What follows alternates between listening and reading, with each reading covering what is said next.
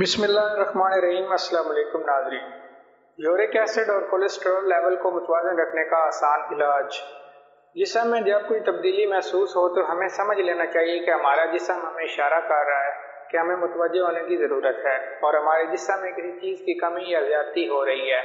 اکثر لوگ کولیسٹرول اور یورک ایسڈ بڑھنے کی شکایت کرتے ہیں۔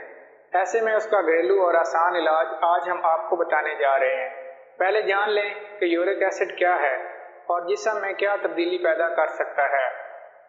یورک ایسڈ کیا ہے؟ یورک ایسڈ ایک ایسا کیمیائی مواد ہے جو جسم میں پیورین کی ٹوٹنے کی وجہ سے جسم پر بنتا ہے اور خون کے ذریعے سے گردوں تک پہنچ کر گردوں سے پیشاب کے ذریعے جسم سے باہر نکلتا ہے۔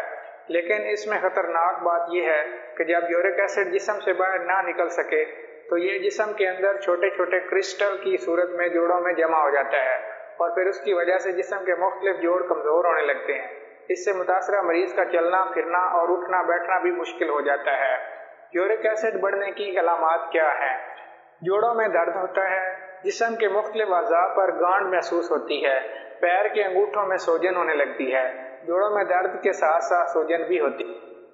کولیسٹرول اور یورک ایسڈ کنٹرول کرنے کا نسخہ: لہسن کے چند ٹکڑے لے کر انہیں اچھے سے چھاپ کر لیں اور توے پر چند قطرے زیتون کا تیل ڈال کر ہلکا سا گولڈن کر لیں۔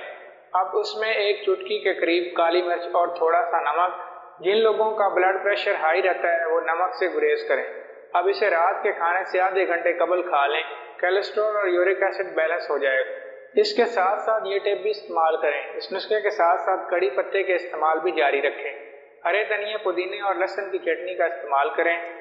اس کے علاوہ ایک کھانے کا چمچ تربوز کے بیج کو ایک گلاس گرم پانی میں ڈال کر کچھ دیر چھوڑ دیں۔